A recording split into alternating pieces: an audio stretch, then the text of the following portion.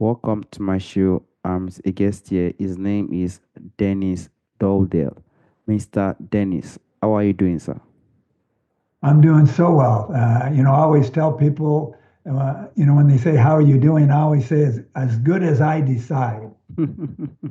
Exactly, as good as it is. Thank you so much, sir. Firstly, you are a keynote speaker. You are also an author. Can you please, sir, discuss more about yourself and how you're doing currently now, sir?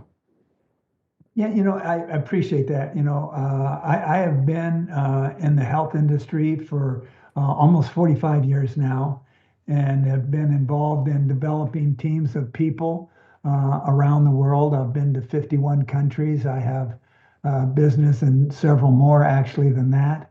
And basically, my goal is always to be able to do what I can to be able to make a difference for people.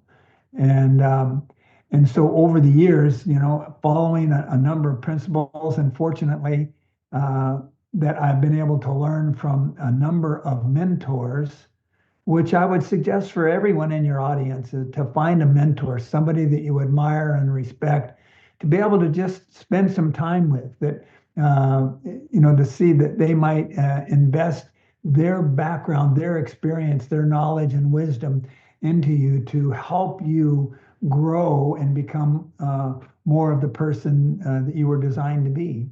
And so, but I had these mentors in different areas of my life, and they taught me many, many principles. And so over the years, I've used these principles in developing a team of over a quarter of a million people, in more than 50 countries. And so one of my mentors actually had asked me one time, he said, Benny, he said, how did you develop this huge team? What are the principles and the concepts that you used to create such a team that's lasted? And I said, well, there are a lot of them. And he said, well, make me a list. And so I just, that's what he wanted. I always did what my mentor told me to do, and so I made a list and I came up with a number and kind of reduced it down to about 45. And I sent them to him. And he looked through the thing and he says, Denny, he said, this is great. He says, I think you have a book there. And I thought, wow, because I had on my bucket list, to write a book, but I'd had on that list for 20 years and never done anything because I wasn't sure that I had the ability. But over the years, I developed some skills, and then when my mentor Bob, when he said, "Hey, I think you have a book there," I thought, wow, you know. Uh, all I got to do is just write down some of these principles and how they've impacted my life and how I was able to use them in developing people. And that's really where the book came from. And so we entitled the book Maximizing You, Stand on the Shoulder of Giants. And I had five giants in my life that really invested into me. And that's what the book is. It's a list of all these principles that made such a huge difference for me. And so today now I've kind of extended out separately from my company to set up another business called Maximize You, to help people, just to realize that they can do more than they think they can, and being successful and achieving significance isn't as complicated or difficult as they may think it is. It's just a matter of learning some simple principles and applying them, and then just watching them work. And I've found them to be, just really very powerful. And so, my overall theme is that I say I build people, and then people build a business or build a life. And that's what I want to do. I just want to be able to build people up. I want to encourage them and empower them, and really just to help make sense of all the things that happens in our world, because we kind of live in a crazy world, and sometimes it's hard to make sense of things. So that's what I try to do: make sense and build them up and empower them and equip them to do the things that they want to do and have on their dream boards. That's very, very inspiring, Mr. Dennis. The most valuable thing one can have is people. People are more valuable than anything. It's more valuable than gold. It's more valuable than money. And these people you've built, any of them could become a president tomorrow. Any of them could become a millionaire tomorrow. And they are going to remember a man called Dennis Dowdell really helped me in my life. And probably we do not know if you could still be alive or if you're not, but you've impacted a lot. Thank you so much, Mr. Dennis. And I would also like to, you know, help us, please, sir. Can you please discuss more about your book, which is Maximizing You, Stand on the Shoulder of Giants? And do you also have more books that are possibly coming in the coming future, sir? Well, not at this time. I was I was amazed that I got the first book done, right? But there could be some books in the future. This was my first one. I finished it up last year, and so but it's been very exciting. And when it was a sense of accomplishment for me. I mean, I flunked English twice, you know, in school, so I wasn't real good there, but that's the thing, there we can think about the things that that skills that we don't have, or we can take the skills that we do have to make up for the ones that we don't.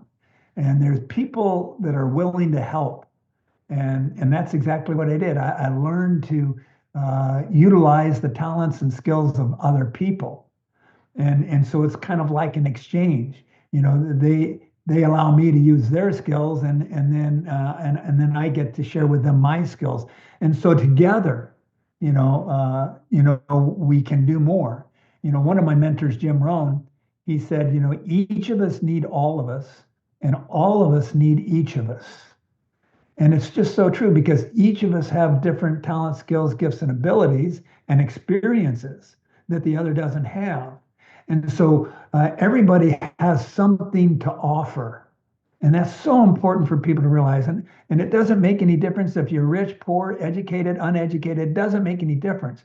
We all have the knowledge that we have, the experiences that we have in our life, and we can use that to contribute to other people so that they can move along faster and hopefully don't make the same mistakes that we do. I mean, one of the great things that I've been able to do over the years, I've made thousands of mistakes, but the thing is that I learned from them. And so now I can share with other people so they don't have to go through the same mistakes that I did. I can save them some time. And I mean, it's like, there's two ways we can learn, and it's called PE or OPE. And that's called personal experience or other people's experience. And personal experience is costly and painful sometimes. But if we can learn from other people's experience, it doesn't cost as much and it's not painful. So it's always good to have other people to learn from. And I think, we can learn from anybody, if we just learn to ask the right questions, and be interested in who they are, what they've been through, and how they survived, and how they made it through. How did they get to where they are today? And there's much we can learn from that. Everybody has something to contribute. Yeah. Thank you so much, Mr. Dennis. And that's also dive me a little bit when it comes to people, contentious people, Mr. Dennis.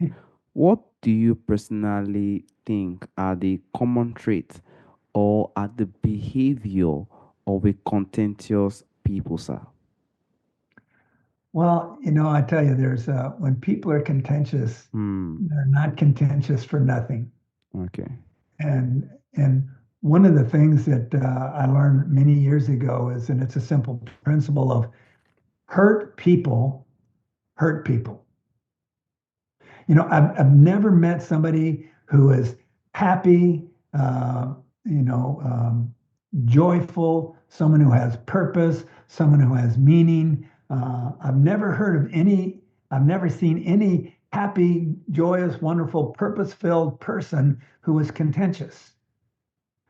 It's people who are without purpose or confused or have been hurt or have been offended and who have needs that haven't been met. Those are the ones who are contentious. And so when somebody is contentious, if we can get it into our heads, okay, so why is this person being contentious? You know, how is it that they're hurting? What has caused this attitude or this approach, to this conversation or this contentiousness, you know? And so when I realize that they've been hurt or offended in some way, somehow, you know, then that helps to give me a better perspective and allows me to respond better. Because when we come across that type of a problem of a contentious person, the problem isn't the problem, it's how I respond to that problem. And if somebody's contentious with me and I don't respond in like manner, then that throws them off. When you respond to contentiousness with kindness and with interest, to realistic, they don't know how to handle that. They're not used to that. They're used to, if they're contentious with you and attacking you or criticizing you, they're expecting you to defend yourself, you know. And there's a principle that I've learned that's been very valuable for me, and that's, to learn, it's the principle of opposites. In other words, learn to respond and act in a way that is the opposite of the social norms. And so if somebody is contentious and critical to me and attacking me, what is the opposite of that? Then I want to be able to, encourage or compliment or do whatever I can to build that person up. Because if that person was built up, if that person felt good about themselves, then they wouldn't be needing to criticize me. Most people are going to criticize somebody or be contentious towards somebody because they're not happy with themselves. And see, so if we can learn to, instead of my natural response, my natural inclination is to defend myself, why not learn to say, well, how does this person need to be defended? What justification do they have for sharing that? What did they see or what did they experience that has caused this? See, what a person does or what a person says isn't nearly as important as why they say it or why they do it. See, the what is just the response, it's the reaction, it's the result. But what we want to know is what is the motivation? What caused this? Where is this coming from? You see? And so if we can respond to the people, in a kind way, an empowering way, in an uplifting way, then it just makes all the difference in the world. Thank you so much, Mr. Dennis.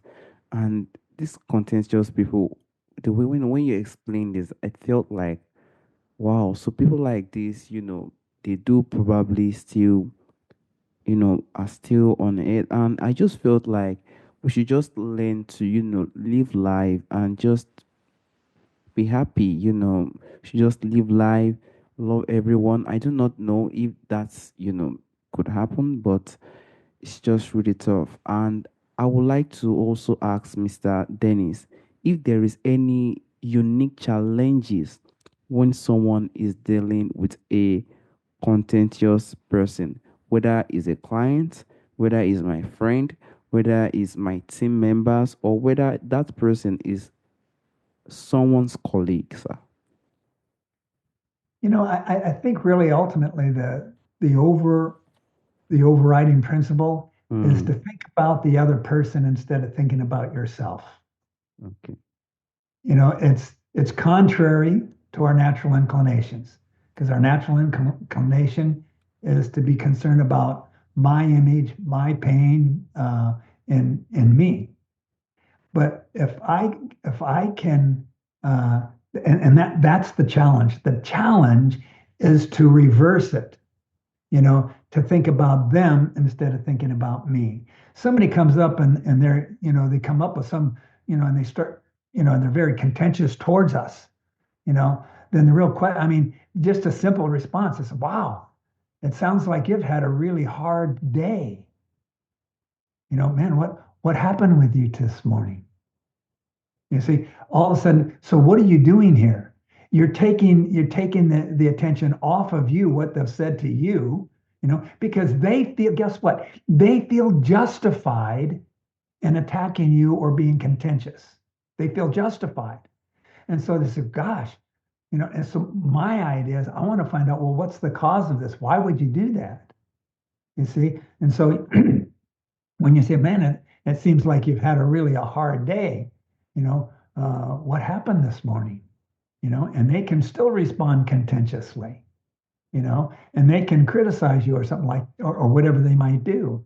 And so, it's very interesting, when a lot of times when people say things like that, it's like to say, well, listen, and how did you come to this conclusion? It's a simple little question. Wow. I mean, that's very serious. And, if I felt somebody treated me the way you felt you've been treated, I think I would be very upset too. But what brought that about? See? How did you come to that conclusion? What information did you receive maybe that I didn't receive? And so if we get the biggest challenge is to begin putting other people's needs in front of my needs, other people's pain and hurt in front of my pain and hurt. And when we do that, I'm just saying that, people, they're not used to that. They're not used to having somebody to respond to meanness or contentiousness with kindness and care. They're just not used to it. And so all of a sudden, I mean, it can really change things around. And what it does is it prevents it from escalating, because most of the time we have a mere response. If there's a conversation that goes on and there's a disagreement, right? Then one person gets louder, and then the other person gets louder, and then the other person gets louder and starts screaming, and then the other person, and so it just kind of escalates. But if you come back immediately, with beginning to say, okay, why is this person responding this way? What is this person going through right now? What needs do they have that aren't being met? And if I can, come to that, if I can overcome that challenge and really turn the thing around to think about them and their needs and their hurt and their pain, then it can't escalate. See, I mean, who can be mad at you if you meet their needs? Have you ever been mad at somebody who met your needs? Have you ever been mad at somebody who made you feel good? Have you ever been mad or contentious with somebody who encouraged you, who saw something in you that was good and bright and lovely and things that are excellent? You can't get mad at somebody like that. How can you? You see, and so it's a challenge. But if we can begin thinking about that, if we can always do what we can to think of others first. There's the old ancient script that says, it's easy to love those who are lovely. He says, but I say to you, love your enemies. Okay? And when you love your enemies don't know how to handle that because they don't experience that, do they? See, they figure if I can be mean to you, then you're going to come back and then we can really get in. I can really tear you apart. But if you come back with encouraging, how can they tear you apart when you're encouraging them? I completely agree, Mr. Dennis. And that was where I even want to dive to because what you said is definitely not easy. Because when someone faces a repetition of criticism from this type of contentious person, to live a life of calmness and try to meet that person probably needs and just try to have this type of love that the person needs could also be difficult because even in my own self, when something gets to an essence, I'll just be like, see, what is going on? You understand? The reaction could come out. You understand? You know, Sure. it's really difficult, Mr. Don. When you were saying, I was like, okay, because it's a very, very tough stuff. But if I'm showing the care and the person is actually responding, it's still okay. But the care is going and everything is just going jingle, jingle, jingle, jingle. Then the trouble starts to come again. I'll be like, this belongs, the argument to come out again, and it could cause serious chaos with the contentious person. I do not, but I sincerely hope that patient calmness could definitely work, and that is what I personally hope I, you know, I have, and I will continue to do. I want to sincerely thank you, Mr. Dennis. And lastly, Mr. Dennis, there is a question I normally ask Mr. Dennis. From the ancestors, from the forefathers, there are a lot of things, that do exist during our ancestral time, but it is missing in our time today. If there is anyone or anything you would like to bring back to our time today, what do you think that thing would be, sir? Well, I think it's just, it was declared by Jesus, who pretty well summed up what is known literally around the world, whether one is a Christian or not. It's an overall ruling principle, the golden rule, do unto others as you would have them do unto you. And Jesus said two things. He says, "There's only two things you have to do. If you do these two things, everything else falls into place." He says, "Love your God with all your heart, all your soul, and all your mind." Right? And then the second like it, love your neighbor as yourself. That's it. If we can learn to love even our enemies, if we could bring that back, and it all starts with me personally. It starts with me personally, and then my family, and then my community, and then my city, and my state, and my country, and then the world. But it all begins with us. And if everybody would take on that responsibility and take on that challenge, it would be very, very powerful. And for me, I mean, I'm thinking, if we understand who we are, and understand our identity. And I know who I am and I know whose I am, then what other people think doesn't make as much difference. I have a saying for me that's helped me a lot. I said, well, God loves me, I love me, the rest really don't matter that much.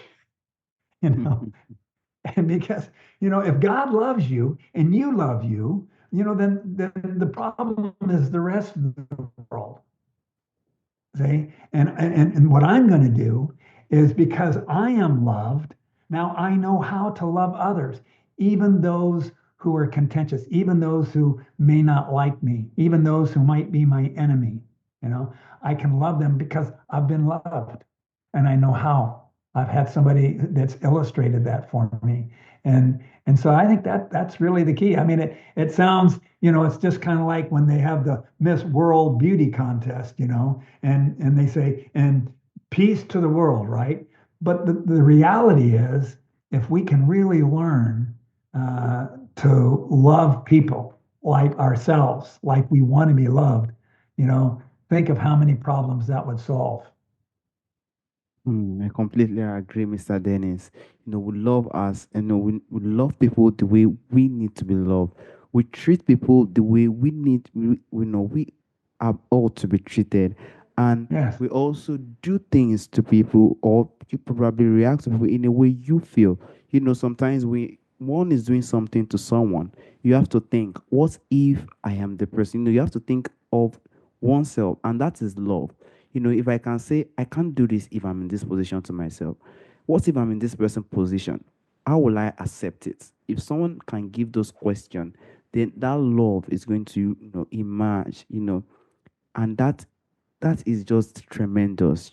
As you said in the Bible, through Jesus Christ, the love, that man he really loves us. Like it was true love till the point of his death.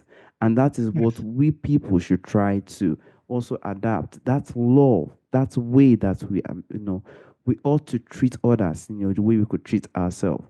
I want to sincerely appreciate you, Mr. Dennis, for this time, for this opportunity on speaking on contentious people. Thank you so much, sir.